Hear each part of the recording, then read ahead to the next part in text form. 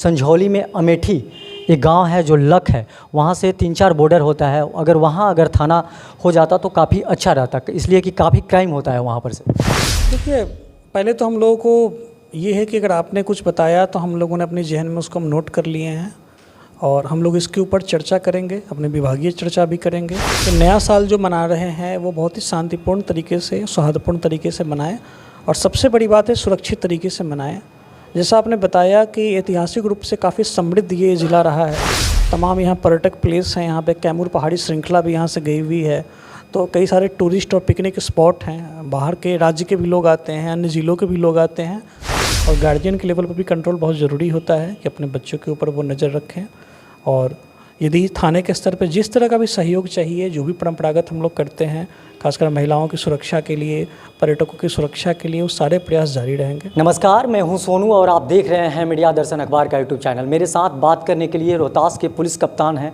मैं इनसे बात करूंगा क्राइम कंट्रोल को रोकने के लिए लगातार इनके द्वारा अथक प्रयास किया जा रहा है और नए नए ओपी को निर्माण भी किया जा रहा है और उसी मुद्दे पर बात होगा। मेरे साथ सर हैं। सर, क्या कहिएगा, जिस तरह से लगातार आपके द्वारा अथक प्रयास किया जा रहा है क्राइम कंट्रोल को कंट्रोल करने के लिए नए नए थाने बनाए जा रहे हैं? देखिए, थाने का जो निर्माण होता है वो कई कारकों पर निर्भर करता है। जैसे कोई थाना शुरुआती दौर में खुलता है, समय के साथ फिर आबादी बढ़ जाती है और आप जानते हैं कि कई ऐसे गांव होते हैं जहां पे पहले कोई आबादी नहीं होती है और आबादी बढ़ती जा रही है, शहरीकरण भी बढ़ रहा है, गाँवों में भी नए नए गाँव खुल रहे हैं। तो समय समय पर समीक्षा किया जाना बहुत ज़रूरी होता है कि ये जो थाना पहले खुला था, अभी के समय में वहाँ पर क्राइम का क्या पैटर्न है, वहाँ पर आबादी का क्या पैटर्न है, कौन से ऐसे इलाके हैं जहाँ पे गश्ती बहुत प्रभावी तरीके से नहीं हो पा रही है और क्या उस थाना को खंडित करके या उस थाने के ही अंग के रूप में नए कोई चौकी या नए थाना का निर्माण किया जाना ज़रूरी है। ये एक सतत प्रक्रिया है, हमेशा होता रहा है और इस साल भी हम लोगों ने जो है 23 में हम लोगों ने ऐसा एक्सरसाइज किया था। व्यापक चर्चा किया गया, विमर्श किया गया सभी तबकों के साथ, विभागीय तौर पर, प्रशासनिक तौर पर, और कुछ एक प्रस्ताव हम लोगों ने भेजे हैं जिला स्तर पर और हम लोग पूरी तरह से उम्मीद करते हैं कि आने वाले वर्ष में उसको स्वीकृति मिल जाएगी। सर, कई जगह टीओपी ओपी भी खोला गया है और ऐसे में मैं करगहर थाना का सीढ़ी ओपी के बारे में बात किया था, उसका भी प्रस्ताव आपके द्वारा विदा कर दिया गया है। मगर सर, ऐसे जगह पर बहुत से ऐसे 2-3 थाने की ज़रूरत है जहाँ पर कोनार है जो शिवसागर में पड़ता है। इसके बाद सर, संझौली में अमेठी एक गांव है जो लक है, वहाँ से 3-4 बॉर्डर होता है। अगर थाना हो जाता तो काफ़ी अच्छा रहता, इसलिए कि काफ़ी क्राइम होता है वहाँ पर से। देखिए, पहले तो हम लोगों को ये है कि अगर आपने कुछ बताया तो हम लोगों ने अपनी जहन में उसको हम नोट कर लिए हैं और हम लोग इसके ऊपर चर्चा करेंगे, अपने विभागीय चर्चा भी करेंगे। और कोई अगर डाटा है, कोई अगर पैटर्न है, तो ये भी एक सॉल्यूशन नहीं है कि हर जगह थाना खोला जाए।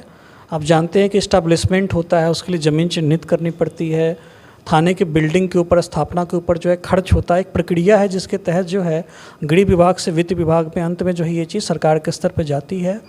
तो हर जगह थाना खोलना भी एक सॉल्यूशन नहीं है। वर्तमान थाने को ही ज़्यादा प्रभावी कैसे बनाया जाए, गश्तियाँ कैसे और ज़्यादा बेहतर की जाएं, क्या गाड़ियों को बढ़ाने से फलाफल मिलेगा, क्या वहाँ पे हम लोग अगर देखते हैं, आजकल देख रहे हैं कि हर जगह पे हम लोग मोटरसाइकिल वगैरह भी दे रहे हैं। जो 2-3 क्षेत्र का आप नाम लिए हैं, हम लोग उसको अपने स्तर पे देख लेंगे। यदि ऐसा लगता है कि वहाँ पे कुछ करने की ज़रूरत है तो प्रशासनिक तौर पे उसको हम लोग करेंगे। हमेशा हमने बताया कि जो अनवरत समीक्षा और एक रिव्यू हमेशा हम लोग करते रहते हैं। और रिव्यू में अगर कोई बात law and order point of view से, क्राइम पॉइंट ऑफ व्यू से, चाहे वो एक आबादी के पॉइंट ऑफ व्यू से आती है, तो थाना के सृजन को लेकर ओपी तो अब नहीं खुल रहा है, सरकार का निर्णय है। थाना के सृजन को लेकर कई मानक निर्धारित किए गए हैं, सभी मानकों के ऊपर प्रस्ताव भेजा जाता है, तो हम लोग एग्जामिन कर लेंगे क्या स्थिति है वहाँ पे। सर, पुलिस पर यह भी लगातार आरोप और प्रत्यारोप लगते हैं कि जो इलाके में प्रखंड वाइज जो थाना है, जो पुलिस है वहाँ की टाइम पर नहीं पहुंच पाती है, क्राइम होने के बाद प्रशासन पहुंचती है और 112 नंबर जो गाड़ी चल रही है, अगर थाने में इस गाड़ी को भी अगर विदा कर दिया जाता तो पहुंच सकती थी टाइम से। देखिए, 2 अलग अलग चीज़ें हैं। पहली बात तो ये है कि आप जानते हैं कि थाने की जो गश्ती होती है, तो गश्ती जो प्रभारी होते हैं, चाहे थानाध्यक्ष स्वयं भी निकलते हैं, तो आप जानते हैं कि व्यस्तताओं को देखते हुए कई प्राथमिकताएं आ जाती हैं। कहीं पे मान लीजिए कि कोई घटना हो गई, कहीं पे रोड एक्सीडेंट हो गया है, बैंक है, पेट्रोल पंप है, वित्तीय संस्थाओं के ऊपर भी नज़र रखने की ज़रूरत होती है। ऐसे में ऐसा संभव कई बार होता है, हम देखते हैं कि अचानक से 3-4 कॉल्स एक बार आ जाते हैं और थाने की चूँकि गाड़ियाँ जो होती हैं वो सीमित होती हैं, तो प्राथमिकता को निर्धारण करते हुए उसको कैटर किया जाता है। गाँव में चौकीदार भी होते हैं, तो कई बार गांव में अगर कोई ऐसी बात आती है तो प्राथमिक जो रिस्पॉन्ड किया जाता है थाना के स्तर पे, और गश्ती जब रास्ते में होती है तो चौकीदार को भी बोला जाता है कि आप वहाँ जाकर देखिए वहाँ पे, और पूरे तरीके से चीज़ों को चरणबद्ध तरीके से हम लोग करते हैं। कई बार गांव में कुछ होने पर लोग थाने पर डायरेक्ट भी आ जाते हैं इसके पहले कि वहाँ पुलिस पहुँचे कि सर हम आ गए हैं, अपना आवेदन देते हैं, चाहे कोई अपना ट्रीटमेंट कराते हैं। तो एक तो ये पार्ट का भाग है। इसी को देखते हुए हम लोगों ने गश्ती को भी नियमित किया है। थाने पर आप देखते हैं कि बीच में मोटरसाइकिल पेट्रोलिंग भी ज़्यादा सघन की गई है, खासकर गली कूची जो है, वार्ड है, खास करके मार्केट है जहाँ पे 4 पहिया वाहनों को जाने में दिक्कत होती है, तो वहाँ पे हम लोगों ने बाइक की पेट्रोलिंग शुरू करवाई है। दूसरा जो कंपोनेंट आपके प्रश्न का 112 को लेके, तो 112 एक राज्यव्यापी सेवा है और ये बिल्कुल ही थाने से सेपरेट है। इसमें 112 पे आप रिंग करेंगे, इमरजेंसी ERCS हम लोग कहते हैं उसको, तो उसमें क्या होता है कि कंट्रोल रूम उसका पटना में है और वहाँ से आपको डायरेक्टली कनेक्ट किया जाता है। आपके GPS लोकेशन के आधार पे 112 की गाड़ी आप तक आती है। ज़िले में वर्तमान में हम लोगों के पास 6 ऐसी गाड़ियाँ हैं, जिसको हम लोगों ने सासाराम को हम लोगों ने दे रखा है, डेहरी को दिया है, विक्रमगंज को दिया है। तो वर्तमान में अनुमंडल स्तरीय जो एरिया है वहाँ पे कवर कर रहे हैं और प्रस्ताव भी गया है, और हम लोगों को ऐसी उम्मीद है कि नए वर्ष में हम लोगों को ऐसी बहुत सारी गाड़ियाँ मिलेंगी। मोटरसाइकिल भी हम लोगों को मिलेगा इस सिस्टम के तहत, जो कम्प्लीटली आधुनिक होगा। और ये पर्पस भी है कि जो रेस्पॉन्ड हम लोग को करना चाहिए थाना के लेवल पे, तो रूटीन मैटर का लोड थाने के ऊपर ना पड़े, गश्ती के ऊपर, और जो इमरजेंसी कॉल्स होते हैं जनता के, उनको इमरजेंसी व्हीकल के जरिए कैटर किया जाए। और जहाँ भी 6 गाड़ियाँ दी गई हैं, बहुत अच्छा पॉजिटिव रिस्पांस है। और इस ज़िले में हमको बताते हुए खुशी हो रही है कि 12 से लेकर 15 मिनट के अंदर, कई बार तो 10 मिनट हो जाता है, इतने देर के अंदर हम लोग जो है, कोई भी कॉल आता है तो हम लोग यहाँ पे 10 से 12 मिनट के अंदर वहाँ घटनास्थल पे पुलिस ERCS की जाती है, उनको सुनती है और उनकी समस्याओं को सुलझाने की कोशिश करती है। यदि लगता है कि नहीं मामला ज़्यादा गंभीर है तो ERCS की टीम के द्वारा ही थाने को फिर वहाँ पे बुला लिया जाता है। महिलाओं के साथ देखा जाता है कि कुछ ऐसा अनहोनी होता है, वो थाने पर जाती हैं शिकायत करने के लिए बाद, ऐसे में वहाँ पर जो थाना अध्यक्ष पुरुष होने के कारण उनको काफ़ी दिक्कतों का सामना करना पड़ता है, वो अपनी बात खुलकर रख नहीं पाती हैं। इसके लिए सर क्या व्यवस्था किया गया है जिला में? देखिए, थाना पे सभी तरह के लोग आते हैं, महिलाएं भी आती हैं, पुरुष भी आते हैं, शहरी लोग भी होते हैं, ग्रामीण लोग भी होते हैं वहाँ पे। तो थानाध्यक्ष जो हैं वो हमेशा उपलब्ध रहते हैं। अगर अपने कर्तव्य पे कहीं निकले हैं तो अपर थानाध्यक्ष जो हैं उनको प्राथमिकी दर्ज करने के सारे अधिकार दिए गए हैं और बिल्कुल उसकी मॉनिटरिंग भी की जाती है।